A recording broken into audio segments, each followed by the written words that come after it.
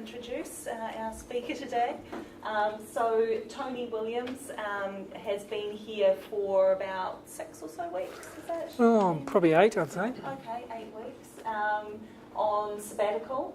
And slightly unusual for us in that he's here on sabbatical from Middlemore Hospital. So Tony is not in a research position, although he would quite like to be able to spend more time on research than dealing with the critical end of things. So I have a very short bio, which Tony supplemented only very briefly, to say that he's an anaesthetist and intensivist. As I said, he's at Middlemore Hospital, so he works in full-time intensive care practice, has interests in the mechanism and physiology of pulmonary edema and asthma. He's also collaborated with Fisher & Paykel Healthcare for a long time on development of high-flow oxygen therapy devices, humidifiers and breathing circuits. So what Tony is going to be talking about today is something that he encounters on a daily basis, and be very interesting, I'm sure. So thank you. Yeah, so I wasn't sure what. Vinod wanted a catchy title, so I came up with this, which I came across because pulmonary edema is a bit strange. We don't fully understand it, but obviously Churchill, who was a wonderful orator, if only I could give you a talk as good as he would, I'm sure it would be worth listening to. But anyway, we'll see. So basically, as a clinician, we just see patients with pulmonary edema. We don't think about why it's there too much. We sort of have some treatments that we've learned sort of in an apprenticeship kind of way work generally, and we use them. And in general, we can manage it pretty well. But this is just basically good old Starling's equation, that the amount of filtered fluid is due to the pressure difference between the pulmonary capillary and the pulmonary interstitium. Take away some factor for the amount of protein that can't be filtered. Okay, the oncotic pressure of proteins that can't fit through the capillary pores generate an osmotic pressure that holds fluid back, and sigma is the reflection coefficient that describes how well that process works, and it's different in different capillary beds. The kidneys are fantastic at holding on to protein because they filter a huge amount of water and it's got to be reabsorbed, and that's one of the forces that helps us reabsorb that. The lungs only are average at it, and it's probably not a huge factor there. And obviously the hydraulic conductivity of the whole capillary again. And these two things are a little bit similar, but we'll come across different parts of it. In medicine, we think that edema is about the hydrostatic. Maybe if I. Oh, that was a mistake. Do you think it's going to come? I was thinking then I can see what I'm saying without looking over my shoulder. All right. We think of edema as being due to changes in hydrostatic pressure and classically vascular pressures. So we look after patients who get high venous pressures in their lungs, and that can be classically due to left ventricular failure. But negative intrathoracic pressure or changes in sigma or the filtration coefficient caused by poisons. I've seen a patient who breathed in chlorine gas and they mixed some acid into their powerful cleaning solution and filled up the room with chlorine. Just thought, well, I better just finish the mopping, and ended up having to come to Middlemore having gassed themselves, just like World War I. So we see these things in acute lung inflammation or acute lung injury, I'll talk about at the end. We see these things commonly, but they don't particularly cause edema in the lungs any worse than they cause it anywhere else. If you lose your plasma proteins, you'll lose oncotic pressure everywhere, but the kidneys are much more affected than perhaps the lungs are in general. But cardiac causes are the common ones. We think of them as being diastolic failure. People with very muscular hearts that are difficult to fill up with blood need high venous pressure to fill them up, and those people are at risk of pulmonary edema. People whose hearts just don't pump, systolic failure, so people with cardiomyopathy, and valvular heart disease. Respiratory obstruction we'll talk about, high altitude pulmonary edema, that's for the mystery and the enigma, and lung injury. So acute lung injury is a catch-all for inflammation in the lungs causing pulmonary edema. We don't fully understand it, and that ARDS occurs only in about 3% of our patients. We've calculated at Middlemore. However, it occupies about 35% of the intensive care literature, mainly because they are the most memorable patients. They often die, they stay in the ICU a long time, and they cause a lot of anxiety. So although epidemiologically it may not be our most important disease, it figures big in the psyche of intensivists, and it's a battle that we still are waging. It's been arbitrarily defined into lung injury caused by pulmonary causes, so influenza virus infects your lungs, or the chlorine gas, and you develop wet lungs as a cause of that. But distant things, such as a problem in your pancreas and your abdomen, it can become inflamed, it causes cytokines to go around your body, and you develop pulmonary edema as a consequence of that. And to deal with as a clinician, the two aren't very different. Obviously, to fix both of them, you have to treat the underlying cause, which often in medicine is just wait till it goes away and keep the patient alive while you're doing that. So we did it, but this is a patient with classic pulmonary edema, okay? And you guys probably don't look at x-rays every day, but when I look at this, I see a big heart. So first of all, this girl is about 20. She's had a baby 5 days ago, and she pitches up to Middlemore like this. So you can see a big heart, okay, and increased lung markings. Now, if you don't look at x-rays all the time, you'll probably think, oh, well, that's an x-ray. At least I know where the heart is. Don't worry about that too much. Hopefully in the next slide, you'll see some action here. So we're looking through the left atrium. Here's the mitral valve, and you can see something flapping back into the atrium. Don't worry, it'll loop again, I hope. I'm never good with videos and presentations, but basically this is colour Doppler. So you see that little white dot? There's the leaflet going down, and in slow motion it flips up above. So that's what we call a flail leaflet. So one leaflet of the mitral valve is snapped off, and it's just wafting backwards and forwards, and that's why we've got this jet of colour going forwards and backwards through the mitral valve and back. Don't worry too much about that, but this girl has acutely busted her mitral valve. Okay. Now, in a 20-year-old, that's either due to mitral disease, but when it ruptures like that, we always worry about infection, and indeed that was the cause. She went up to CVICU. You can see now she's got a nice set of wires there. She's had her sternum opened up and closed, and she's got this ring here as a ring they've sewed in to fix the mitral valve, and they've sewed up the thing. Unfortunately, it was caused by infection, and she subsequently went on to have a full valve replacement about 3 weeks later. She did very well. But she presented with classic pulmonary edema. The mitral valve was just regurgitating freely, massive pulmonary venous pressure, and the lungs just flood with water, ECF. This is maybe more typical. Here's someone who's come down from Fiji with terrible problems in every body system. They got pleural effusion here, which is a sign we associate with heart failure. Again, pretty big heart, and this increased lung markings everywhere. But, you know, this is 12 hours later. The person's now sitting up in HDU and looking a lot better. So pulmonary edema can come and go pretty quickly. And that's the hydrostatic form is relatively easy to treat. And I'm going to talk about why we think that is. It's been around for years. Goya did a picture of himself sitting up in bed, gasping for breath, with his physician just offering him a cup of something. There wasn't a lot of actual treatment they could do. And it is thought likely from reading the records that he had an episode of heart failure. The cause of it is not known, and he went on to live for quite a number of years afterwards, was able to paint this painting. But classically, people become breathless, they can't lie flat, and they feel more comfortable sitting up. They're often very anxious, and they may have cyanosis or blue coloration caused by lack of oxygen in the blood. Their lungs get stiff. Oxygenation becomes less efficient. So classically we think of this as causing what we call type 1 respiratory failure. The CO2 is normal, there's enough ventilation getting gas out, but there's a failure of oxygenation and the arterial PO2 falls. When we listen, we hear crackles and wheezes in the lungs that are fairly characteristic, but pulmonary edema is pretty much the same whatever the cause. The fate of this filtered water, it can be reabsorbed, i.e. if the interstitial pressure is high, maybe there could be negative filtration.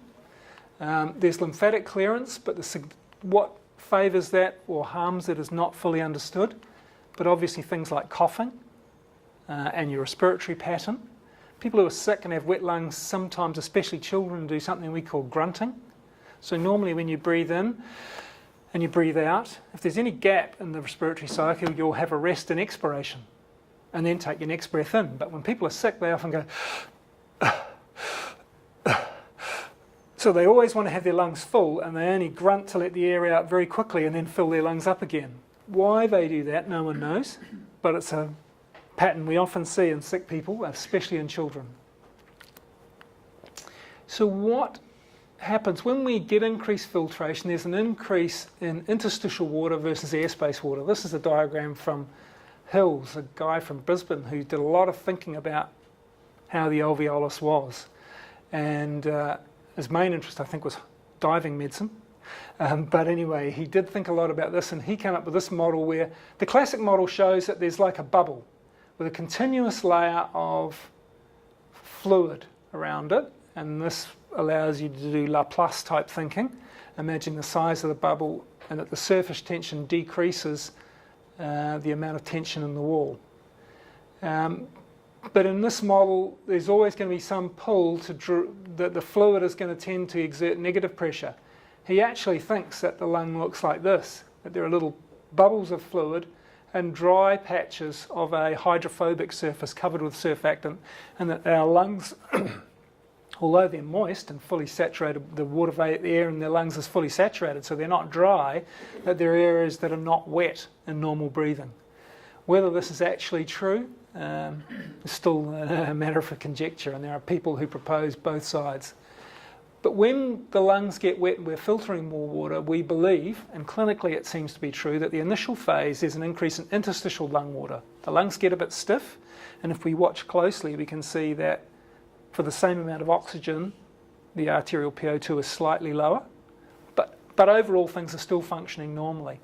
But once there starts to be a reasonable amount of water in the airspace, things rapidly fall off the cliff. People start coughing up this pink frothy sputum that can be a most arresting sight. One of the most impressive things I've ever seen was during the meningococcal epidemic that we had quite a long time ago now. Shows how old I was.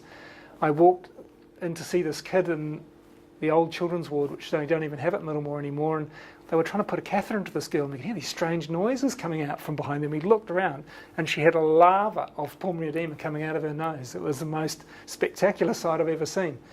Luckily, pulmonary edema is pretty easy to treat, and we just put in a breathing tube, and she went off to Starship, and I think did pretty well. Why does the lung leak so easily? Well, if we just look at an electron micrograph, you can see that it's basically all capillaries with this thin layer of epithelial cells over them. And in a high power view, the actual capillaries are a main constituent of the alveolar membrane.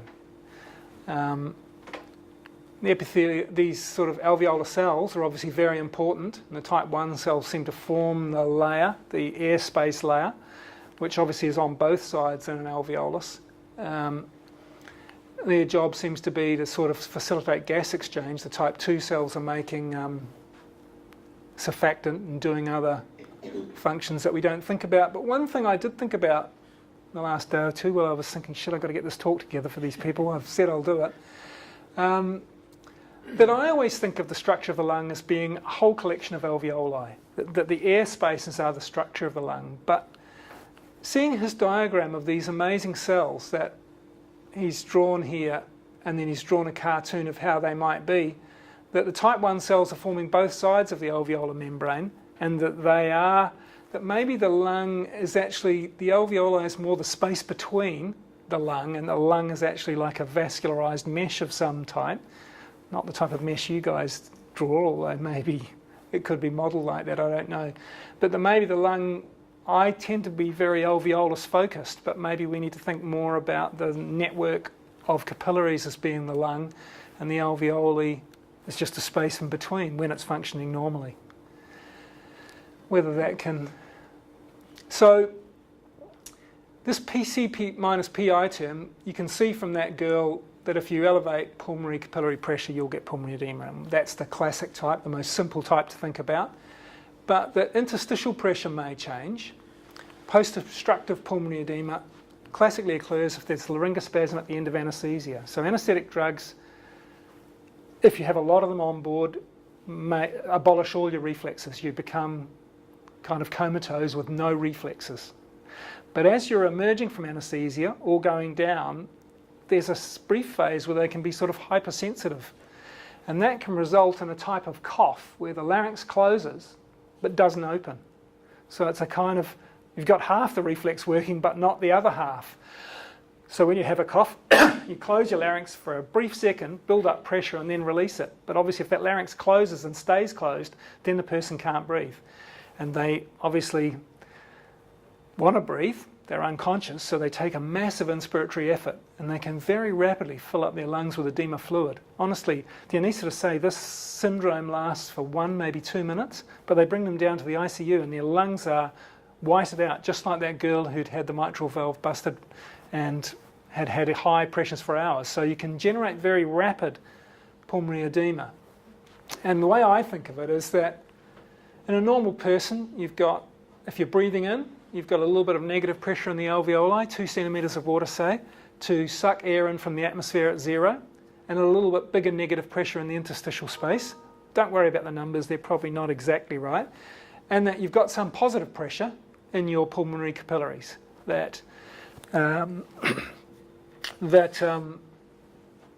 and that's obviously going to be somewhere between the pulmonary artery pressure, which is a mean of 15, and the pulmonary venous pressure, which is about 5. So let's say a number that could be plausible. In the airway obstruction thing, in the first instant, I'm gasping to breathe in against this closed-off larynx here, and everything goes down by roughly the same proportion. So now I've got negative pressure everywhere. And so you could say, well, there's actually no change, 9 to -2 versus -7 to -18. The difference is kind of, in that first instant, the same. But the vessels obviously are filling up from outside the chest, so that rapidly they're going to return to the same as normal, perhaps slightly higher, because negative pressure actually favours venous return. So you can have the same or normal pressure after a heartbeat or two. And unfortunately, obviously, the faster you... So these often have a high heart rate, so I'm sure this happens very rapidly. And now we've got a massive pressure.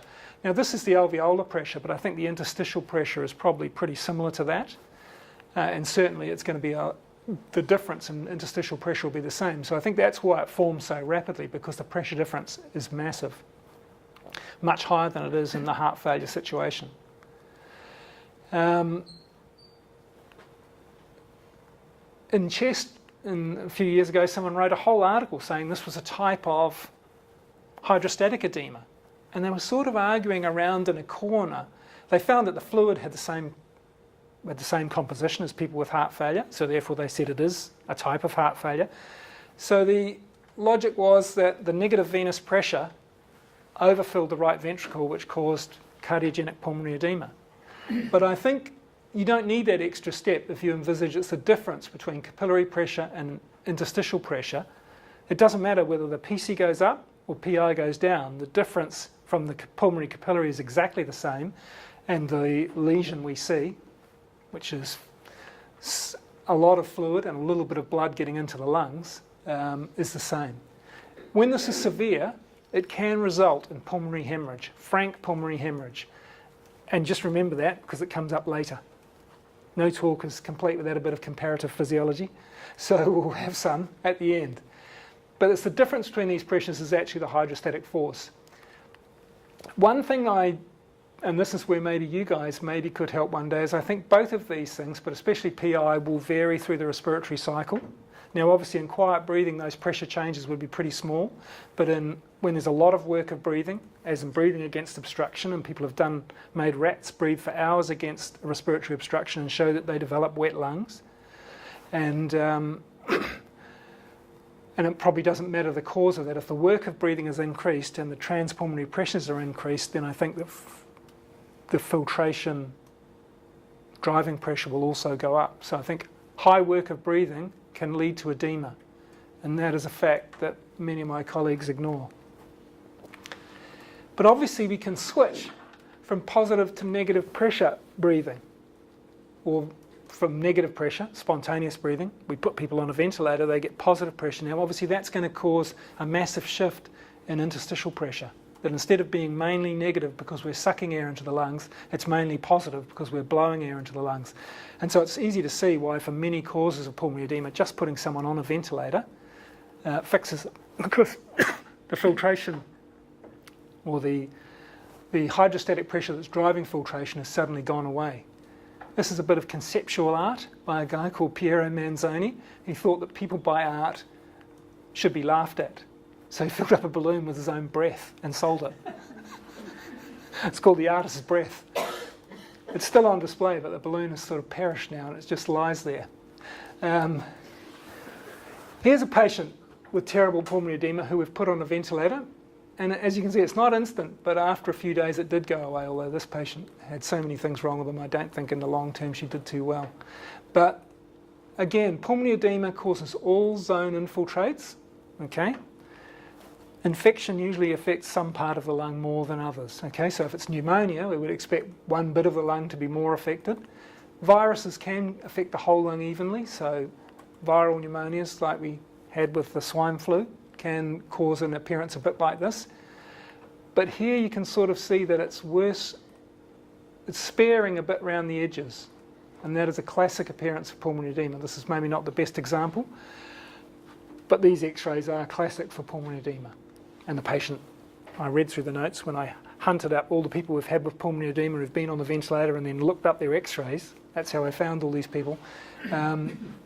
The description of her presentation, coughing up phlegm and everything, was classic for pulmonary edema. Non-invasive ventilation, okay, so we can give people CPAP, which is making them, instead of breathe against 0 centimetres water atmospheric pressure, we can make that pressure positive by connecting them up to a face mask and having a breathing system that means that that pressure is, say, 10 centimetres of water above atmospheric. That's somewhere between the unassisted spontaneous breathing and positive pressure breathing, actually putting them to sleep, putting them on a ventilator and filling their lungs up with a bellows, which is how it was originally done, and now we just have a fancy bellows. That's electronic. And a classic paper done by the people in Adelaide showed that, you can't really read it, it's back from the bad old days when the New England Journal didn't have great graphics, but all I want you to get off this slide really is that here is time, half an hour, 1 hour, 3 hours and 24 hours, and you can see how rapidly putting someone on CPAP can improve their breathing rate, their pH and their PaO2 to FiO2 ratio. So once you get positive, or break that thing of negative breathing, negative pressure driving this, people get better very rapidly, and there are massive differences even at half an hour. So it's a very rapid improvement we can get when the cause of the problem is hydrostatic pulmonary edema. Unfortunately, you're also plagued by pulmonary edema that's got nothing to do with hydrostatic forces, we think. So these are normal, as far as we understand, but something goes wrong with the filtration coefficient, and when there's inflammation in the lungs, both of them are probably altered, both the filtration coefficient, and the reflection coefficient. So here's a guy who inhaled a lot of smoke in a house fire, okay? And here he is on day 2, okay? Lungs look a little bit scruffy, but overall not too bad. Unfortunately, 10 days later, you can see his lungs look a bit worse. And unfortunately, 32 days later, his lungs look really bad. And this is a case where just inhaling the smoke at the beginning, we think the insult was only for a few minutes, caused a change that would not go away and became a sort of self-sustaining process, and we couldn't get this guy better. He eventually died of his burn. Wasn't that bad, but it was the lung injury that he sustained from what happened at the very beginning that drove a process where the edema in his lungs, the amount of water there you can see is getting more and more, became a sort of self-sustaining thing that we couldn't get rid of. So acute lung injury, or ARDS, again, doesn't happen a lot, but when it does, it can be dramatic. There's no real evidence that CPAP or NIV help. That may be because it's not like hydrostatic edema and positive pressure is not a good thing. Probably partly it's also because having a face mask on is great for something that's going to get better in half an hour or an hour, but you can't leave it on for days, and this process takes a long time to go away. So they need a treatment that can go on in a long duration, and a face mask is just too uncomfortable and too burdensome for the patient. But putting them on a ventilator may be a useful thing to do, but it certainly doesn't work quickly, not like the hydrostatic. So people aren't getting better over hours, they take days or weeks to get better. What do we know about ALI and ARDS? Well, in 2017, the things we think are beneficial, because it would have been a different list if I wrote this 3 or 4 years ago, and I'm sure it'll be different in 3 or 4 years' time. So I've put the date there to remind us that this is what we think now. We're pretty sure that low tidal volumes, small breaths from the ventilator, which may be the same as low driving pressure or the pressure you use to push those breaths in, is beneficial. And I think that won't change. Big breaths are bad, small breaths are good. So we think that's probably a settled fact. Prone positioning, that turning people from supine, lying on their backs in the ICU, to on their front. After a number of studies that showed it didn't seem to do much, we had a big study done in lots of centres which showed it did work. So as of 2017, we're saying turning people over onto their front is good. That this edema that comes with this tends to be dependent, and if you leave people lying in one position, it just gets worse and worse, and maybe flipping them over is good. But some patients who are very obese or are covered in burns, just flipping them around in the ICU is not necessarily a straightforward thing. And we think that keeping people a bit on the dry side and giving them less total fluids, not to the point where you cause kidney failure, but restrictive fluid management, again, is still thought to be beneficial. Things that are not thought to be beneficial in 2017, but as I say, some of them are not crazy. Higher pressure on the ventilator, which you would think if positive pressure is good, a bit more would be better. We haven't been able to show that in lots of large studies, so that doesn't seem to be true. Steroids, if this is caused by inflammation, we give steroids for all sorts of inflammation. If you've got dermatitis, we give you an ointment to rub on it. If you've got asthma, we give you a steroid to inhale. If we want to damp down inflammation, we use steroids. In ARDS, giving steroids systemically doesn't seem to work. But the jury's out on that, I think. There are some studies that do show benefit and others that don't. High frequency oscillation, if small breaths are good, maybe tiny breaths would be better. So giving people minimal breaths, we did a couple of big studies that both show that that is not better, that once you reach a certain lowness, there doesn't seem to be any benefit in going further. And recruitment manoeuvres. We believe that a lot of the lung units are de-recruited in this process, that expanding them is probably be good because cyclical expansion and collapse with each breath is theoretically harmful, and we believe it is harmful. But, just doing a recruitment manoeuvre and then setting the PEEP as you come back down in one study anyway, that was published this year, is not beneficial. There's another 1 or 2 studies underway, so we'll just have to see if that stays in the not beneficial arm. It's not really clear from our understanding or our paradigm why some of these things are better and some work and some don't. Is that recruitment manoeuvre something like a periodic sigh? In this case, what we do is actually set the ventilator pressures very high for a transient time. There are different ways of doing it to get the lung fully recruited. So we actually try and take the person up to their total lung capacity, which is smaller maybe in disease than it would be if they were healthy, and then gradually go back down and try and ventilate them at a safe pressure. So it's a transient manoeuvre that takes some minutes to do, and it can have complications. Maybe that's why it's not always beneficial. They've got to get through the recruitment manoeuvre to get the benefit, but that didn't seem to be the case in that study. They were able to do it all right. It's just it didn't seem to provide any better outcome, in fact slightly worse. Now, high altitude pulmonary edema is a bit of a mystery. The things that you could say are proven to be about it are it occurs when you ascend to high altitude rapidly. Maybe some people would never get it, but that's probably not true. Just some people, if the slower you go, the less likely you are to get it. The less exercise you do when you're at altitude, especially initially, the less likely you are to get it. So the worst thing you can do is go up fast and do hard exercise. So climbers in a hurry, professionals who want to go away for a short trip, reach goal-focused individuals who want to get up high, scale a peak and come back down are the people most at risk of it because they try and compress time too much. Some people are more susceptible, that's pretty certain. However, susceptible individuals are usually identified post hoc, i.e. you got high altitude pulmonary edema, so we're going to call you susceptible. And we're assuming that how your lungs are now is how they were before you ever went to altitude. So these people have always all had an episode. So if it causes permanent changes or measurable changes, having had it once, then susceptible just means pre-exposed. I don't know that anyone's done a study of a whole lot of people who haven't been to altitude, measured all their parameters and then taken them up and seen who developed it. Be interesting, but anyway. These people who are called susceptible have a rise in pulmonary pressures with exercise. So you put them on an exercise bike with a Swan-Ganz catheter in, everyone gets a rise in pulmonary artery pressure as your cardiac output goes up with exercise. It's bigger in these people. They also have a bigger rise in pulmonary artery pressure when you expose them to 18 or 15% oxygen to breathe. So if we lower the FiO2 below room air, everyone also tends to get pulmonary hypertension. We say it's due to hypoxic pulmonary vasoconstriction, and it's bigger in these people.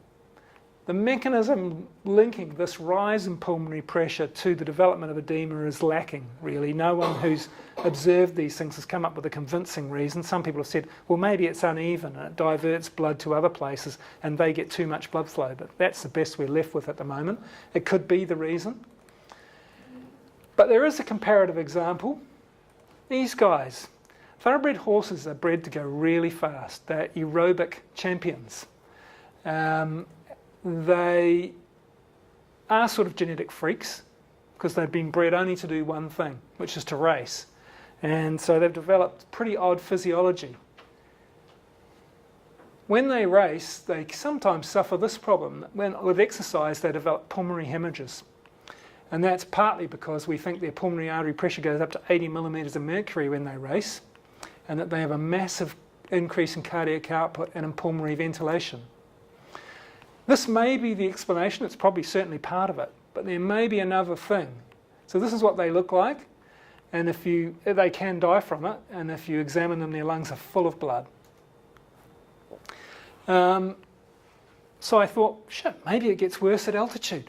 And I found a paper published in South Africa that looked at exactly this problem. Unfortunately, it gets better with altitude. So they have thoroughbreds that race in South Africa, and there's a lot of races at sea level, but they also have some high altitude race courses, not super high, we're not like Tibet, but it's decreased. Less horses get it, and they get it less severely. They still get it, but it's definitely significantly less. So high altitude makes it less likely to happen. I thought that's interesting.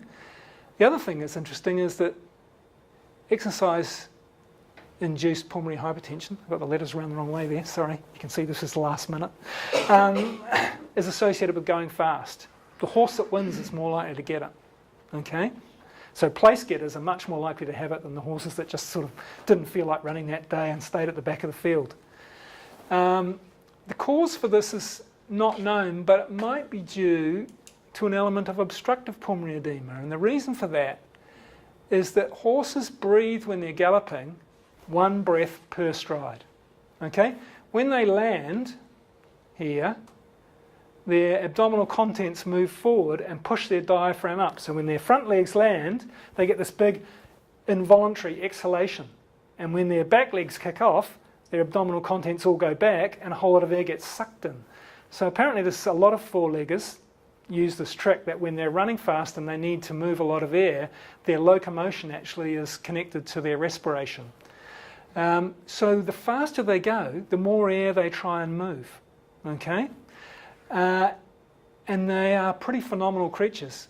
The maximum VO2 a human can have, so a 400-metre runner, is about 70 mils per minute per kg. But a thoroughbred can have 140. So it shows what genetic breeding could do.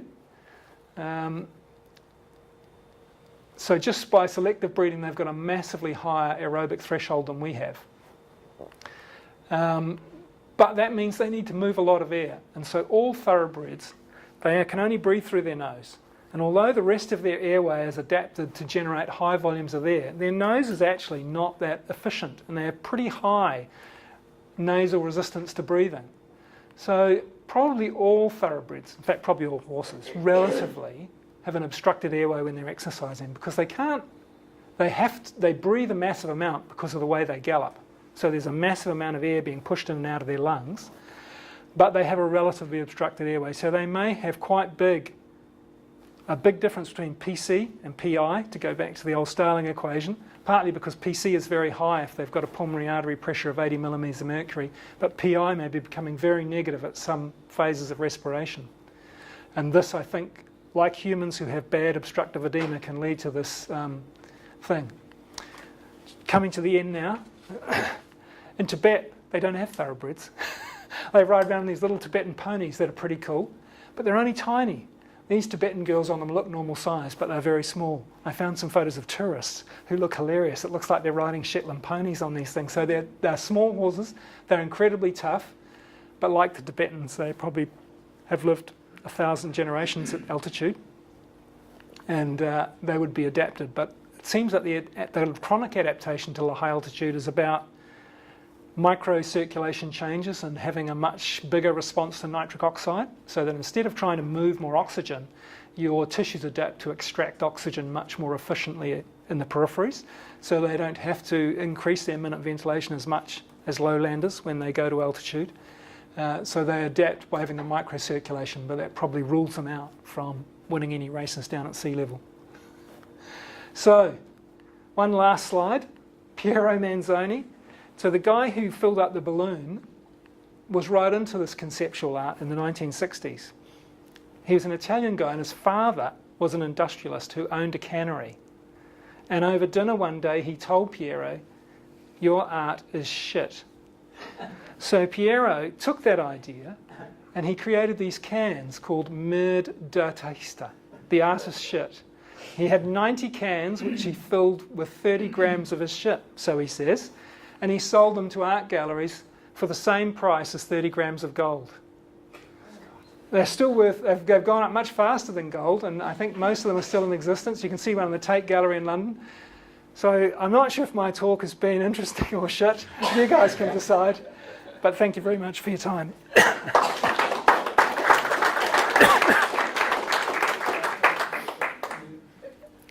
you, Tony. It looked like possibly those Tibetan ponies didn't have a bit in the mouth, as if they just had a halter. I'm not sure. I must admit that you've heard everything I know about Tibetan ponies. I think, yeah. So what high altitude pulmonary edema is the most mysterious thing, I think, of all of it, because no one can really understand why it occurs, and whether we don't really even know whether it's because people get cerebral edema as well when they go to altitude, whether there is some change in the microcirculation that causes it, or whether it's due to hydrostatic forces I was sort of alluding to.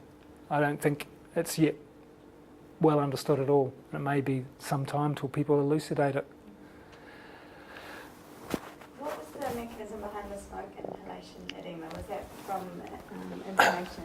Yeah, what we think is that in house fires, smoke is made up of a lot of combustion things, and it's full of a lot of carbon that probably goes into your lungs. It's pretty harmless. So the actual soot is not thought to be dangerous particularly, but in a lot of smoke there is nitrogen dioxide and sulfur dioxide present, and we think that when they get inhaled they turn into nitric and sulfuric acid, so that they just rapidly lower the pH of your surface fluid and cause widespread pulmonary inflammation. That's the current theory.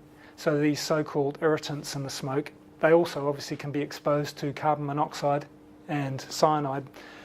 Classically, people who develop lung smoke inhalation disease that severe are rescued out by a fireman. You know, that we kind of have a rule of thumb that if you get yourself out, you won't have been exposed to enough smoke to develop it.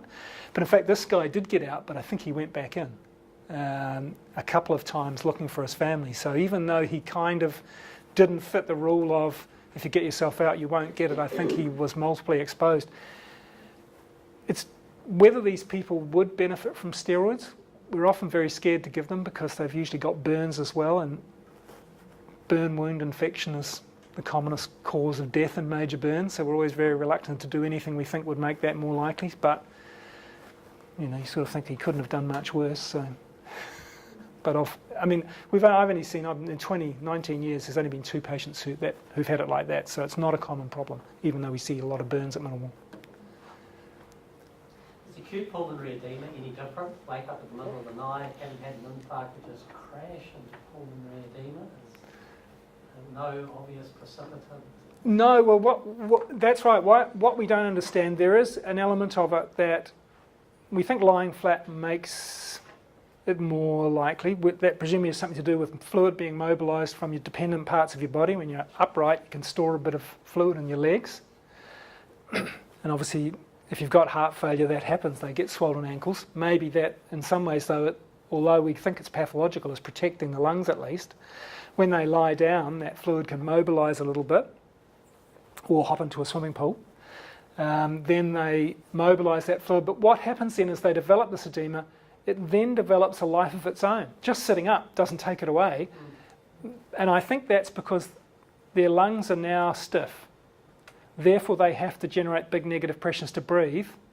And so what started as purely a heart failure problem now has got some aspect of negative, as well as having a high PC, they're now developing a negative PI because they're working hard to breathe.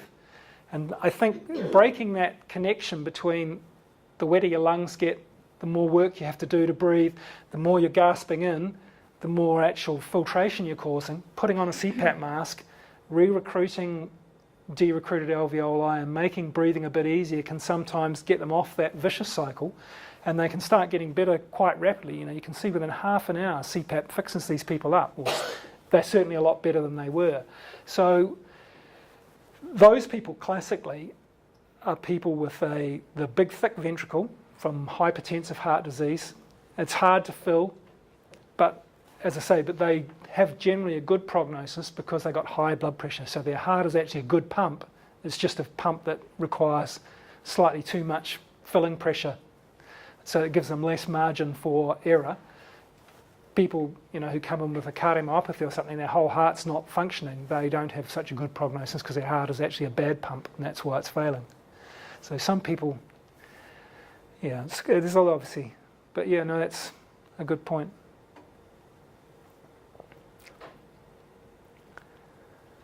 But anyway, on another note, I'd like to thank you all. It's been a fantastically interesting experience coming to the ABI on a number of levels.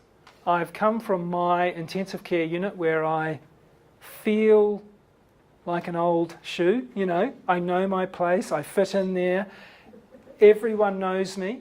It's been really weird coming to a new place where I was kind of totally supernumerary. I didn't really have a role here.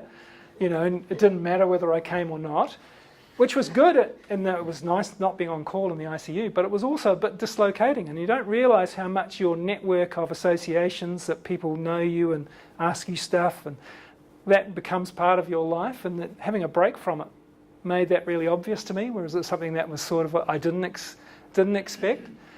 That sitting in with the PhD, people starting to do their PhDs and learning how to generate a finite element mesh and what an element was, and what a node was like a fantastic experience. And not that I'm going to go and necessarily do exactly that in my practice, but it showed me a different way of thinking, and that you can go back to basics and learn things. And as I say, it was very interesting. It's been a fantastic experience, and you've all been really welcoming, so thank you very much. Harry shared his office with me. I'll have to catch up, to drop him off a present actually for putting up with me for so long. No, it was really good. So thank you very much for having me. It's been wonderful.